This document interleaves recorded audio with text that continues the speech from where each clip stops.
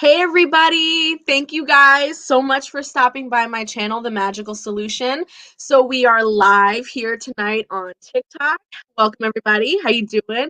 We're live here on YouTube and we're live here on my private Facebook group, which is The Magical Solution. This is how we grow.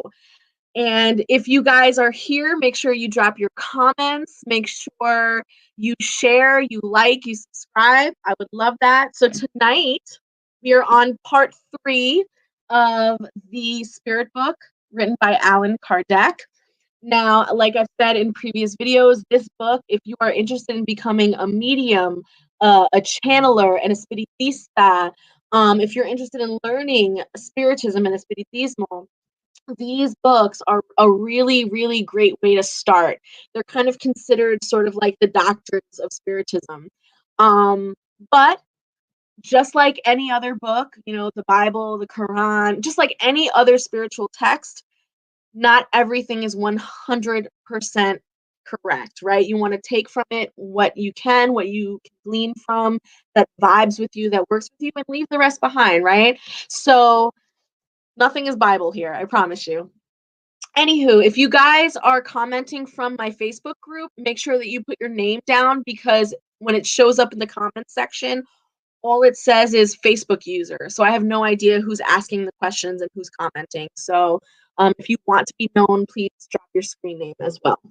Let's get to it, you guys. All right. So this chapter is called Divine or Natural Law. And the subcategories are the characteristics of natural law, the origin and knowledge of natural law, good and evil, the dividing of natural law. So any of you guys who might be new to this live and you're here for the first time, this is a book that was written from the perspective of kind of like an interviewer and an interviewee, right? So Allan Kardec, he approaches the interviewee as a very skeptical scientific mind, which he was naturally. He was a scientist naturally. So, and he's interviewing other mediums. So people who are actually channeling other, spirits, and answering Allan Kardec's questions from the perspective of these spirits. And they're great, great questions. And we've covered everything so far, a lot of cool things so far. This really gets into the metaphysics, it gets into the science, it gets into the philosophy, the theory behind spirits and the spirit world. And then his next book, the medium's book, which I'm going to do next after this, is a whole other topic in terms of what the role of the medium is and where we get our gifts from and how we communicate and how we work with spirits. So I'm excited about going into that one next. But let's wrap this up. Let's do this. All right. The characteristics of natural law. Question 614. What is meant by natural law? Natural law is the law of God. It is the only law that is truly necessary for human beings to be happy. It shows them what they should or should not do, and they only suffer misfortune when they depart from natural law. 615. Is God's law eternal? It is as eternal and immutable as God is. 616. Can God prescribe to humankind in one age what would be prohibited in another? God does not err. Humans are the one who must modify their laws because they are imperfect, but God's laws are perfect. The harmony regulating both the material and the moral universe is founded upon the laws that God has established forever.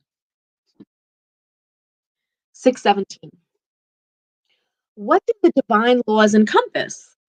Do they apply to anything other than moral conduct? All the laws of nature are divine because God is the author of all things. Scientists study the laws of matter, whereas moral individuals study and practice the laws of the soul. Do humans have the ability to master both the laws of nature and the laws of matter? Yes. but a single existence is not enough to do so. If we consider only the distance separating the primitive from the civilized individual, what indeed are a few years for acquiring everything that comprises a perfected being? The longest life possible is insufficient, and all the more so when it is cut short, as happens with a large number of people. Among the divine laws, some regulate the movement and workings of inert matter. These are physical laws, and studying them belongs to the domain of science. And others specifically concern humans and their relations with God and their fellow beings, encompassing the rules of the life of the body and the soul. And these are the moral laws. 618. Are the divine laws the same for all the worlds? Reason tells us they must be appropriate for the nature of each world and proportioned to the degree of advancement of the beings that inhabit that world. We're now on the subject of the origin and knowledge of natural law. 619. Has God provided all humans the means of knowing God's law? All may know about it, but not all understand it. Moral persons and those who desire to examine it are the ones who understand it best. Nevertheless, all will understand it someday because progress must be made. The justice of multiple human incarnations springs from this principle because in each new existence, human intelligence becomes more developed and they better comprehend what is good and what is evil. If everything had to be accomplished in a single existence, what would be the fate of the many millions who die every day in the brutishness of the primitive state or in the darkness of ignorance simply because they were born into a situation that did not enable them to become enlightened? 620. Before its union with the body, does the soul comprehend God's law more clearly than after incarnating? It comprehends God's law according to the degree of its perfection, and it preserves an intuitive memory of it after uniting with the body. However, base human instincts often cause it to forget. 621. Where is God's law written? In the conscience. If humans carry God's law in their conscience, why does it have to be revealed to them? They have forgotten and disregarded it. God has willed for them to be reminded. 622. Has God endowed certain individuals with the mission of revealing the divine law? Yes, certainly. In every age, individuals have received this mission.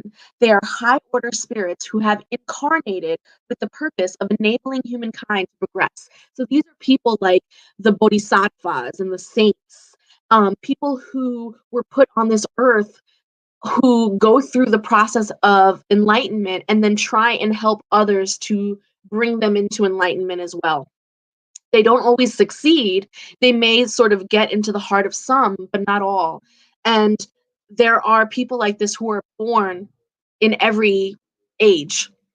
Okay, so you have a Jesus in every age, you have a Buddha in every age, you have these people that come for this purpose. 623. How did those who were supposed to instruct humankind in God's laws sometimes erred? Haven't they often led others astray through erroneous principles? People may have been led astray by those who were not actually inspired by God and who, out of ambition, regarded themselves as having a mission that they did not, in fact, have. Nevertheless, they were geniuses and had great truths that could often have been found even in the midst of their errors. 624. What are the characteristics of the true prophets? True prophets are moral individuals inspired by God, and whom we may recognize by their words and their deeds. God does not employ a liar to teach the truth. Woo! 625. What is the perfect standard that God has offered to humankind as a guide and a model? Well, look at Jesus. Jesus is the highest standard of moral perfection to which humankind on earth may aspire.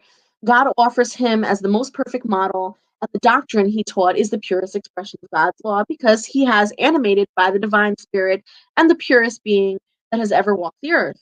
And some of those who claim to teach God's law to humans have sometimes led them astray with erroneous principles. It is because they allow themselves to be dominated by strong earthly sentiments and because they confuse the laws regulating the conditions of the life of the soul with those regulating the life of the body. Many of them presented as divine law what were really only human laws, created to serve their own passions and to dominate others. 626. Have the divine or natural laws been revealed to humankind only by Jesus? Like before him, were there only known by intuition? Haven't we stated that they are written everywhere? From the remotest times, all who have meditated on wisdom have been able to understand and teach these laws. Though their teachings were incomplete, they prepared the ground to receive the seed. And since divine laws are written in the book of nature, men and women are able to understand them as soon as they want to look into them. That is why the precepts of the divine laws have been proclaimed by moral persons in all ages, and also why we have encountered their elements through incomplete or altered by ignorance and superstition in the moral doctrines of all cultures that have left barbarism. So keep in mind, this book was written way back in the day, way, way, way back in the day. And although he has covered things in here like quantum mechanics, stuff that hasn't even been discovered yet, the way that they speak sometimes is through the vessel of a human who, has human judgment. So the things that they say can be like a little sus, but, we try and look past that, right? 627. Since Jesus has already taught the true laws of God, of what value are the teachings given by the spirits? I mean, do they really have anything more to teach us? Jesus's teachings were frequently allegorical and in the form of parables because he spoke according to his time and to his place. But today, truth must be made intelligible for all. Thus, it is necessary to explain God's laws more fully and elaborate on them because there are so few who understand them and still fewer who actually practice them. Our mission is to awaken eyes and ears in order to confound the proud and unmask the hypocrites who display virtue and religion outwardly in order to hide their inner turpitudes. The teachings of the spirits must be clear and without error so that no one can feign ignorance and so that all may judge it and evaluate it with their own reason. We are in charge of preparing the kingdom of God announced by Jesus, and that is why no one should be able to interpret the law of God according to his or her own passions or to distort the meaning of the law that is entirely love and charity. 628. Why hasn't the truth always been within everyone's reach? Well, each thing must come to its own time. Truth is like light. We must accustom ourselves to it little by little, otherwise, it dazzles us. These have never been a time, I'm sorry, there has never been a time in which God allowed humankind to receive communications as complete and instructive as the ones being given today. As you know, in ancient times, there were only a few individuals who were in possession of what they regarded as sacred science, and which they kept as a mystery from other individuals whom they considered as being profane. You must understand from what you know of the laws governing spirit phenomenon that those individuals received but a few scattered truths among an ambiguous and mostly symbolic collection. Nevertheless, enlightened individuals nowadays should not discount any ancient philosophical system, tradition, or religion just because all contain the seeds of great truths. Although they seem to contradict one another and are scattered among unfounded establishments, today they are as much easier to comprehend thanks to the key that Spiritism has provided. It is a key to an infinite number of things that until now seemed unreasonable, but whose reality has recently been irrefutably demonstrated. Therefore, do not fail to make those material subjects of your study. They are very rich in teachings and may contribute a great deal to your education. Okay, we are now on the subject of good and evil. 629. What definition may be given to morality? Morality is the rule of good conduct. In other words, it is the ability to distinguish between good and evil. It is founded on the observance of God's law. Humans behave correctly when they do everything for the good of all, for then they obey God's law. 630. How can we distinguish between good and evil? Good is everything that is in harmony with God's law, whereas evil is everything that deviates from it.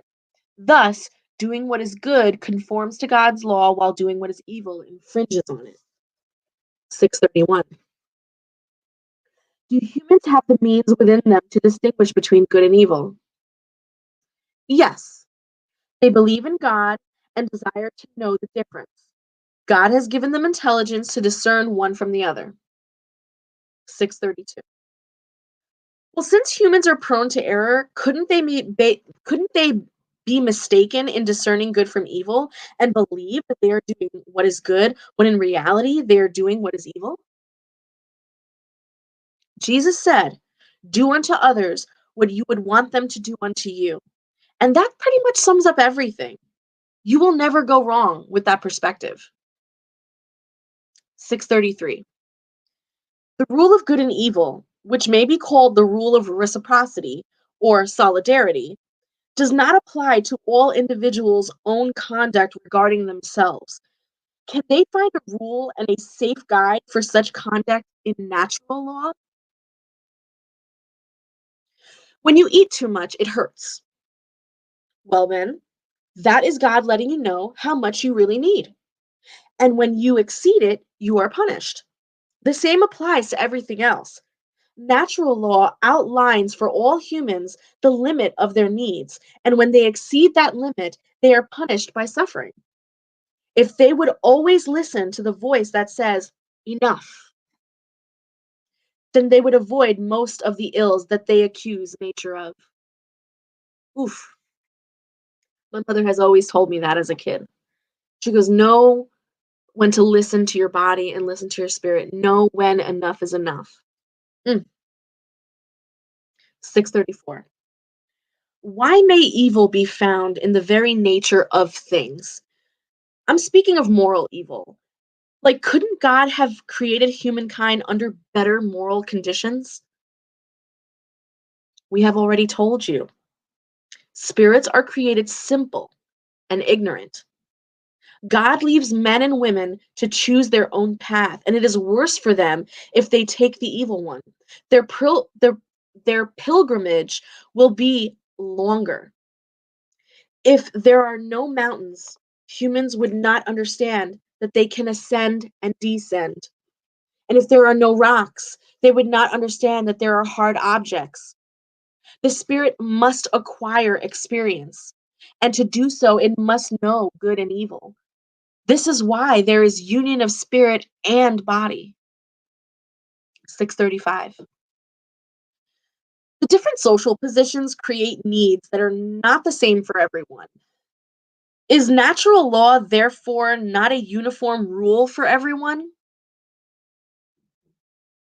Such different positions exist in nature itself and are in accord with the laws of progress. But this fact does not invalidate the unity of natural law, which applies to everything. The condition of a person's existence changes according to time and place, hence, the different needs and social positions corresponding to such needs. Since this diversity is in the very order of things, it conforms to God's law, which nonetheless continues to be one in principle. It thus falls to reason to distinguish between real needs and fictitious or conventional needs. 636. Are good and evil absolute for everybody? God's law is the same for everybody, but evil especially depends on the willingness one has for doing it. Good is always good and evil is always evil, whatever a person's position may be. The difference is in the degree of responsibility. 637. Are cannibals who yield to their instinct guilty when they eat human flesh?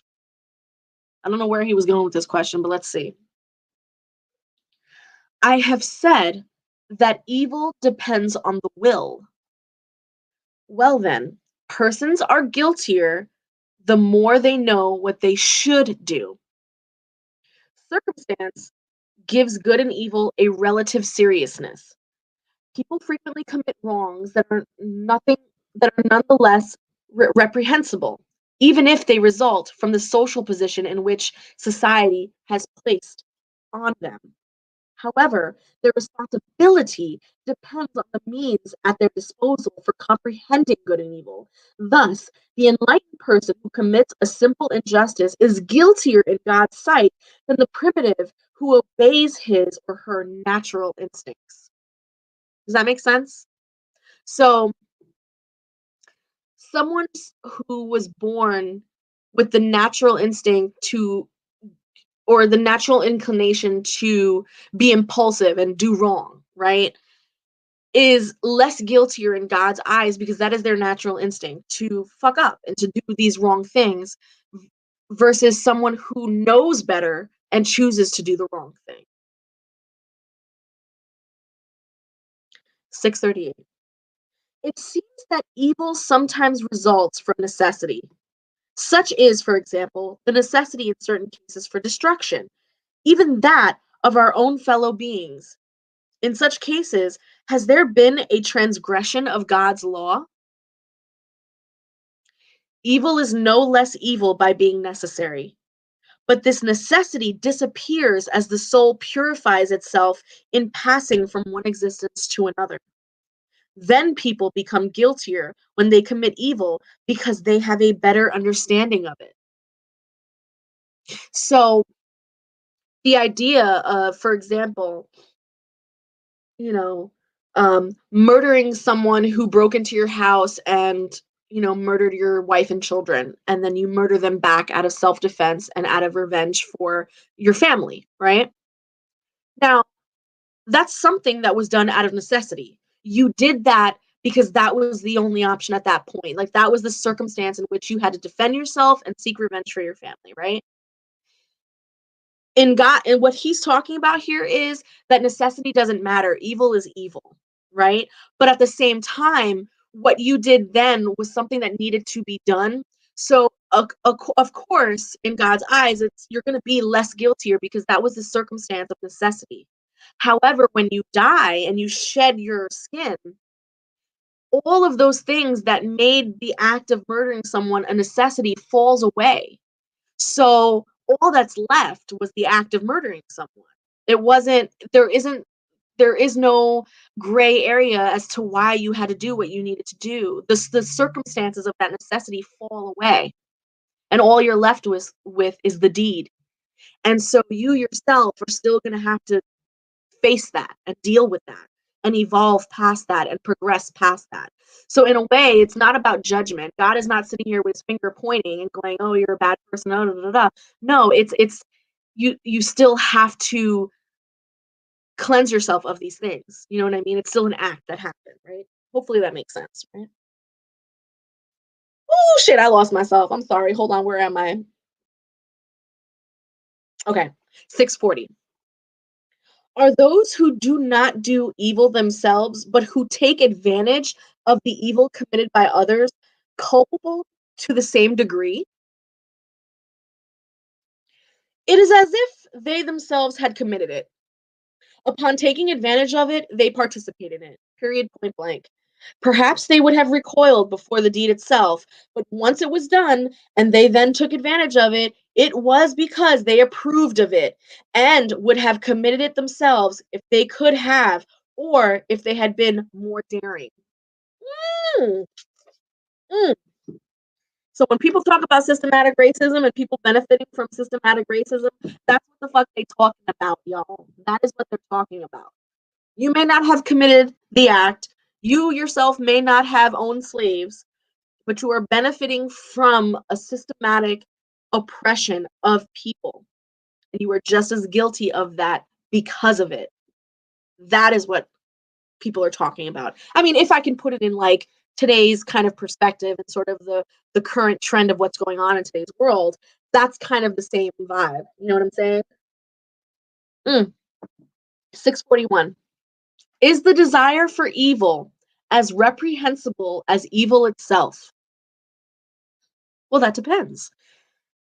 There is virtue in willingly resisting the desire for evil if one desires to commit it, especially when there is a possibility of satisfying a desire. However, if it is only because the opportunity did not present itself, the person is still culpable. They're still guilty. You know, just because you didn't commit evil because the thing didn't present itself doesn't mean you weren't going to. If it was there, you would. Same shit, right? There we go. 642. In order to be pleasing to God and to ensure our future situation, is it enough simply not to do what is evil? No. All must do good to the best of their abilities, for all will answer for all the evil that has resulted from the good that they left undone. 643. Are there persons who have no possibility of doing good because of their position? There are none who cannot do good. Only selfish persons never find an opportunity for doing so. It is enough to come in contact with others in order to do good. And every day, life offers such a possibility to whoever is not blinded by their own selfishness. Doing good does not only mean being charitable, but it also is being a useful as possible whenever your help is needed. 644. Aren't the surroundings in which certain people live the main reason for many to involve themselves in vice and in crime? So he's talking here, like again, you know, if you live in like a ghetto and you know you're homeless and you have no job and the only way to survive is to engage in criminal activity and to do things that are not so great, but this is your only option because of your situation.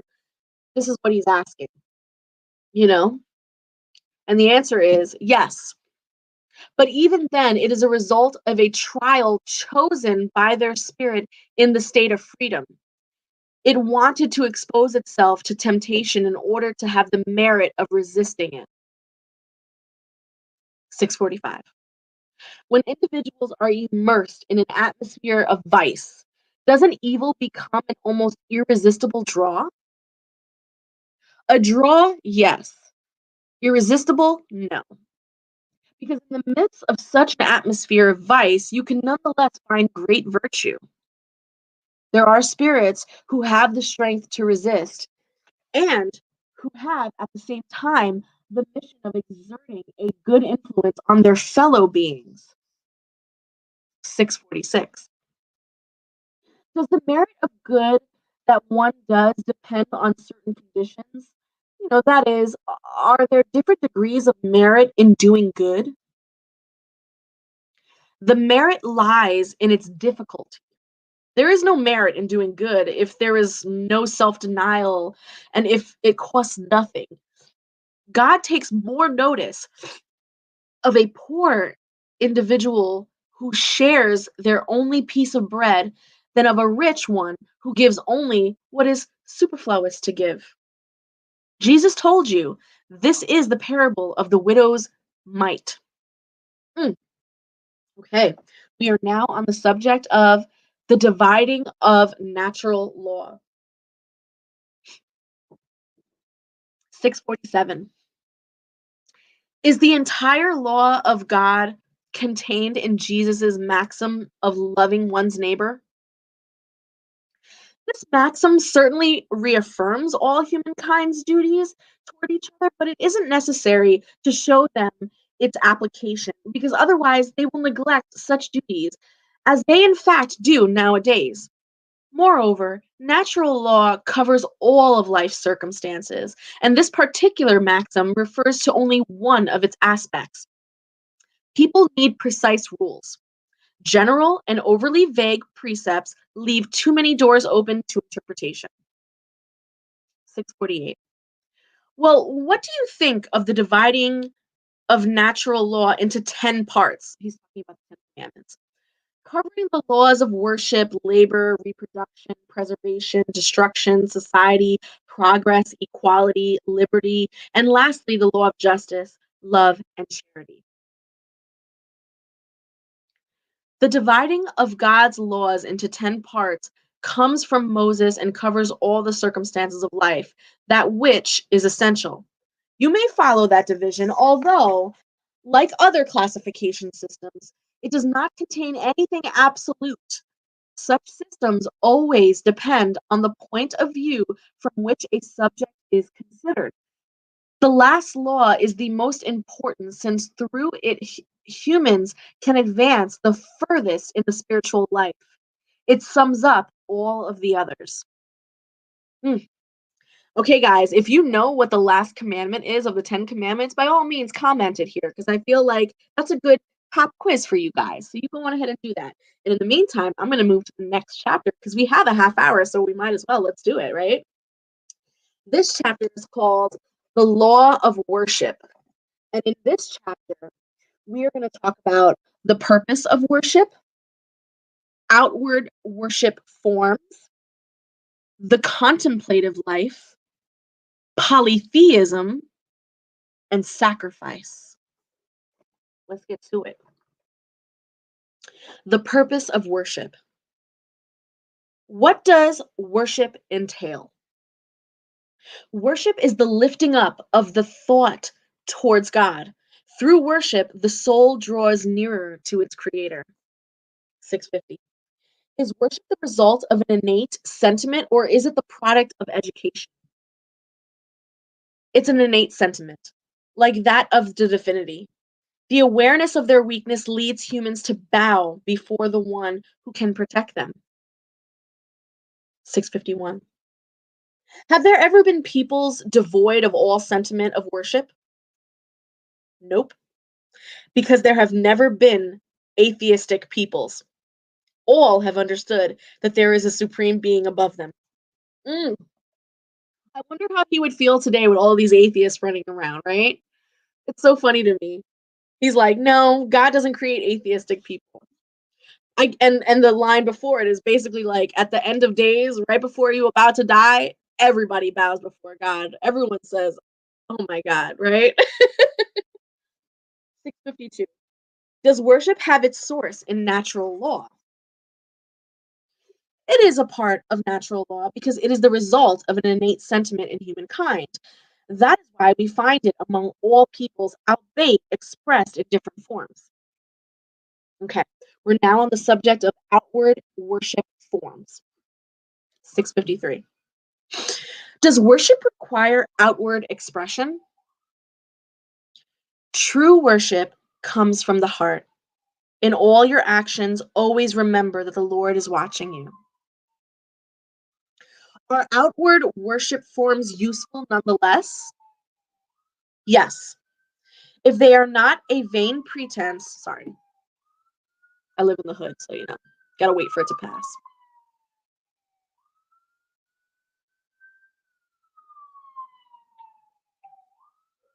Mm. All right, sorry about that. Are outward worship forms useful nonetheless? Yes. If they are not a vain pretense, it is always useful to set a good example. But those who practice such forms of worship only out of affection and vanity, belying their appearance of piety, set a bad example rather than a good one, and they do more harm than they can imagine. 654. Does God have any preference for those who worship in this or that manner, one way or another, right? God prefers those who sincerely worship from the bottom of their heart, doing good and avoiding evil, to those who think they honor God through ceremonies that do not render them any better than their neighbor. All are brothers and sisters, children of the same God, and God calls all those who follow the divinely established laws, whether whatever may be from form in which they express themselves. Those who only put on the appearance of piety are hypocrites, for those whom worship is only a pretense that is contradicted by their actual conduct, set a very bad example. Those who profess to worship Christ, but who are proud, envious, and jealous, who are hard and unforgiving toward others, or who are ambitious for worldly things, I declare to you that their religion is on their lips only and not in their heart. God, who sees everything, will say, those who know the truth are 100 times guiltier of the evil they do than the unknowing nomad in the desert, and they will be treated accordingly on Judgment Day. If a blind person passing by you accidentally knocks you down, you forget about it, but if it is a person whose sight is perfect, you rightly take offense. So, do not ask if there is one particular form of worship that is the most acceptable, since that would be like asking whether it is more pleasing to God to be worshipped in one language rather than in another. I will say to you once more, sorry, hymns do not reach God except through the door of the heart. 655. Is it wrong to practice a religion that is not believed in from the bottom of the heart if it is done out of human respect and in order not to offend those who think differently? Mm. I wonder what he meant by that. Like, is it okay to practice Christianity like not with your whole heart, just simply because you don't want to offend the people around you? Is that what he's asking? Let's see. As in many other things, the intent is the rule. Those whose sole aim is to show respect for their beliefs of others do no wrong. In fact, they do better than those who would ridicule such beliefs, since that would show a lack of charity. However, those who practice a religion out of ulterior motives or ambition or contemplatable in the sight of God and humankind, God could not be pleased with those who only put on a show of humility in order to gain the approval of others. 656. Is group worship preferable to individual worship? Those who assemble for communion of thought and sentiments have more power to attract good spirits, and the same applies when they gather to worship God. But do not think that individual worship is therefore less effective, for each individual can worship God with divine thoughts. Ooh, did you guys hear that? So when you guys come together in a group, you are more powerful and can bring about more spirits into your space, and your connection with God and those spirits are a lot stronger when you're in groups, which makes sense, right? That makes a lot of sense. All right, we're now on the subject of the contemplative life. 657. Do those who dedicate themselves to the contemplative life, doing nothing wrongful and thinking only of God, have any merit in the divine sight? No. Even though they do nothing wrongful, neither do they do anything good. They are useless. Moreover, not doing good is in itself wrongful. God wants men and women to think about God, but does not want them to do only that. for God has given them duties to fulfill. Those who spend all of their time in meditation and contemplation do nothing meritorious for God, since their life is entirely personal and of no use to humankind. God will ask them to account for the good that they did and did not do. Mm. I've always said that. Whenever we talk about, for example, justice, right? You know, there's always these people that I hear saying, "Oh, well, everyone has their role to play. You have the activists who are out there on the front lines, fighting for rights. You have the voters who are over here doing things that are voting. You have these people over here doing this and doing that charitable stuff. And then you have the people that are up on the mountain praying and doing meditation." And, like, although I agree that everyone has their role to play, there is something about that piece that I always never understood. It's like the story of the Bhagavad-Gita, right? The story where he talks to Krishna and Krishna says to him, "You have to act." He says to Arjun, "You have to act." Arjun is having this like existential crisis. There's a war about to go down. He has family on both sides of the war. He doesn't want to pick a side, and so he decides to sit it out. He wants to sit it out. He's like, "I don't want to do this. I don't want to engage in war. I love people on both sides. I don't want to pick a side." And he's speaking to a god, and the god says to him, "You need to fight. You need to pick a side. You can't sit out. You can't just sit there and do nothing, because that is worse than picking a side and being wrong.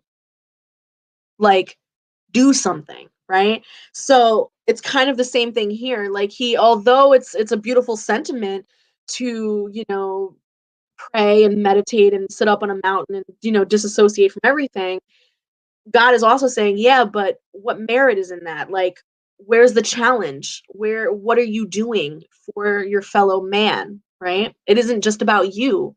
It's about what you're doing for others, right? Okay, we're now on the subject of prayer. 658. Is prayer pleasing to God?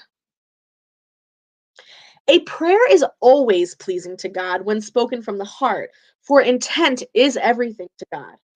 A prayer from the heart is preferable to one you read, no matter how beautiful it may be, if you read more with the lips than with the thought. Prayer is pleasing to God when it's offered with faith, fervor, and sincerity. Do not believe, however, that God is touched by prayer of vain, proud, or selfish people unless their prayer is an act of sincere repentance and true humility. 659. What is the general character of prayer? Prayer is an act of worship. Praying to God is thinking of God, drawing nearer to God, putting oneself in communication with God. Through prayer, we may do three things: praise, ask, and thank.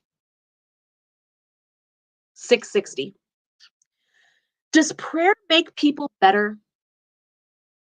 Yes, because those who pray fervently and confidently strengthen themselves against the temptations of evil, and God sends them good spirits to assist them.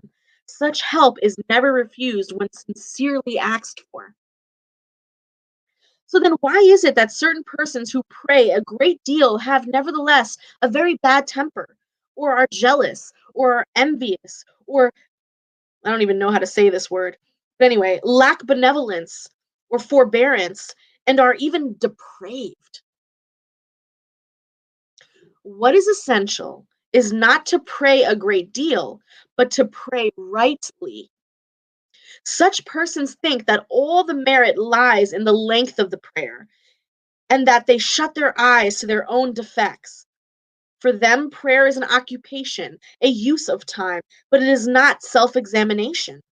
It is not the remedy per se that is ineffectual, but the manner in which it is applied. So, prayer is an opportunity to self reflect. 661. May one effectively ask God to forgive one's sins? God knows how to discern between good and evil, and prayer does not hide sin. Those who ask God to forgive their sins do not receive forgiveness unless they change their conduct. Good deeds are the best prayers, for deeds are worth much more than words. Your actions are worth more than your words. 662. May one pray effectively for others? The spirit of the one who prays acts out of a will to do good, and through prayer it attracts good spirits who cooperate in the good it desires to do. Through our thought and will, we possess an inner power of action that extends far beyond the limits of our corporal sphere. A prayer for others is an act of that will. If it is an arduous and sincere, it can call good spirits to the aid of those for whom we ask it, so that the good spirits, may suggest good thoughts to them and give them the needed strength for body and soul. But even then, the prayer from the heart is everything. That from the prayer of the lips is nothing. 663. Can the prayers that we offer for ourselves modify the nature of our trials and change their course? Your trials are in God's hands, and there are those that must be endured to the very end. However, God always takes resignation into account. Prayer attracts good spirits who give you strength to courageously endure your trials. Thus, they seem less difficult to you. As we have already stated, prayer is never useless when offered rightly because it provides strength, which in itself is a good result. Heaven helps those who help themselves. You know this. Besides, God cannot change the workings of nature to suit the taste of each and every individual, since what may be a great evil from your narrow point of view and for your ethereal life is often a great good within the general order of the universe. Furthermore, how many misfortunes are authored by people themselves through their own improvidence or wrongdoing? They are punished for their specific sins. Nevertheless, your just requests are heard more often than you might suppose. You think that God has not heard your prayer because there have been no miracle on your behalf, while you have in fact received divine assistance through means so natural that it seems to have happened by chance or by necessity. Most often, God suggests the thought needed for you to get yourselves out of your predicament. 664. Is it any use praying for the dead or for suffering spirits? And if so, how can our prayers provide them consolation and shorten their sufferings? I mean, like, do prayers have the power to appease the justice of God? Prayer has no effect in changing God's designs, but the soul for whom you pray experiences relief because it witnesses the interest you show in it, and because an unhappy soul is always consoled when it encounters other charitable souls who share in its suffering. Moreover, through prayer, you may incite it to repentance and the desire to do what is needed to become happy. It is in this sense that you can shorten its affliction if, on its part, it contributes its own goodwill. Aroused by prayer, such a desire to improve attracts to the suffering spirit other spirits who come to enlighten and console and give it hope. Jesus prayed for the straying sheep, and in doing so, he showed you that you are capable if you do not pray for those who are the most in need. 665. What is to be thought of the opinion that rejects praying for the dead because it is not prescribed in the gospel? Christ said to all humankind, love one another. This recommendation implies using all possible means to demonstrate love towards others, but without going into any details regarding the way to reach this goal. If it is true that nothing can turn God aside from applying divine justice to every one of its spirit's actions, it is no less true that prayer that the prayer you direct to God on behalf of those who inspire your love is for them a testimony of remembrance that consoles them and contributes towards relieving their sufferings. They can be helped when, and only when, they show the slightest repentance, but it will nevertheless cause them never to forget that a sympathetic soul has been concerned about them.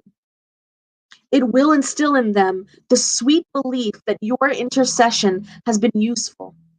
This necessarily results on their part in a sentiment of love for the one who has shown this proof of friendship and piety. Consequently, the love recommended to humankind by Christ has increased between them, and both have obeyed the law of love and union of all beings, the divine law that must lead to unity, and the Spirit's objective and purpose. 666. May we pray to spirits. You may pray to good spirits, since they are the messengers of God and the executors of the divine designs. Their power, however, is in proportion to their degree of evolution and always derives from the creator of all things, without whose permission nothing is done. So, for this reason, the prayers that we address to them are only effective if pleasing to God. So, now we're on the subject of polytheism. 667. If it is erroneous, why is polytheism one of the most ancient and widespread beliefs? The idea of a single God can only appear among humans as the result of the development of their ideas. Incapable of their ignorance of conceiving of an immaterial being without a determined form and who acted upon matter, they endowed God with the attributes of corporeal nature, that is, a form and a figure. From then on, everything that seemed to surpass the proportions of ordinary intelligence became a deity to them. Whatever they could not understand had to be the work of a supernatural power, and it was no more than a small step from that to believing in as many distinct powers as there are effects. Nonetheless, in all ages, there have been enlightened individuals who have understood the impossibility of such a multitude of powers for governing the world without some higher direction over them all, and who consequently lifted up their thought to a single God. 668. Well, since spirit phenomenon have been produced throughout time and have been known about since the world began, couldn't they have attributed to the belief in the plurality of gods? Well, of course, because humans labeled as God everything was this superhuman, thus, the spirits were gods to them. Also, that is why whenever individuals distinguish themselves among others by their actions, their genius, or a secret power that the common folk cannot comprehend, they were made into a god and worshipped after death. Among the ancients, the word God had a wide range of meanings. It was not, as nowadays, a personification of the author of nature, but was a generic label attached to all beings that did not belong to the human condition. Moreover, since spirit manifestations revealed to the ancients the existence of incorporeal beings acting as powers of nature, they called them gods, just as we call them spirits. It is a mere question of words, but with this difference, there is that in their ignorance, intentionally maintained by those who had an interest in doing so. They built lucrative temples and altars, whereas for us, spirits are merely creatures similar to us at differing degrees of perfection and who have shed their earthly envelope. If we carefully study the various attributes of the pagan deities, we can easily recognize all those who characterize the spirits of every degree of the spirit scale, their physical state on a more highly evolved world, all the properties of their perispirit, and the role they perform concerning earthly things. When Christianity came to enlighten the world with its divine light, it could not destroy a thing that was in nature itself. Instead, it redirected worship towards the one to whom it really belonged. As for the spirits, their remembrance has been perpetuated under various names and according to various cultures. Their manifestations have never ceased and have been diversely interpreted and frequently exploited under the influence of mystery. While religion has regarded spirit manifestations as miraculous phenomenon, disbelievers have taken them as charlatanism. Now, however, thanks to a more serious study that has been conducted in the full light of day, Spiritism has been freed from the superstitious ideas that had obscured it down through time and has revealed to us one of the greatest and most sublime principles of nature. We're now on the last subject, which is sacrifice. Only 2 pages left, and then we're done for the night. 669. The practice of human sacrifice dates back to the remote antiquity. Why was humankind led to believe that such a thing could be pleasing to God? Well, first, because they did not understand that God as being the source of the good. Amongst primitive peoples, matter predominated over spirit. They yielded to their animal instincts, and that is why they were generally so cruel. Their moral sense had not yet developed. Second, primitive humans naturally believed that a living creature had much more value in God's sight than an inert object. This is what led them at first to emulate animals and later humans because, according to their erroneous belief, they thought the value of sacrifice was in proportion to the importance of their victim. Usually, whenever you buy a gift for someone, you always select one with a great value as the friendship and consideration you want to show the person. The same apply to the ignorant humans with respect to God. Then the sacrificing of animal preceded that of human beings? There can be no doubt about it. Okay, well, according to that explanation, didn't human sacrifice originate from a sentiment of cruelty? No, but from a mistaken concept of what was pleasing to God. Look at Abraham. In time, humans began to commit the abuse of immolating their national enemies and even their personal enemies. However, God has never demanded sacrifices, animal or human. God could never be honored by the useless destruction of God's own creatures. 670. Could human sacrifice ever have been pleasing to God if performed with pious intentions? No, never. But God does judge the intentions. Since they were ignorant, those ancients may have believed they were performing a praiseworthy deed in immolating one of their fellow beings. In that case, God would have heeded the thought, but not the deed. As they evolved, human beings had to recognize their error and reject such sacrifices, which could no longer be acceptable to enlightened spirits. I say enlightened because back then, spirits were shrouded by the veil of matter. By their free will, however, they were able to perceive their origin and their final purpose, and many already intuitively understood the evil they were committing, although in order to continue gratifying their passions, they did not cease to practice it. 671. What should we think of so-called holy wars?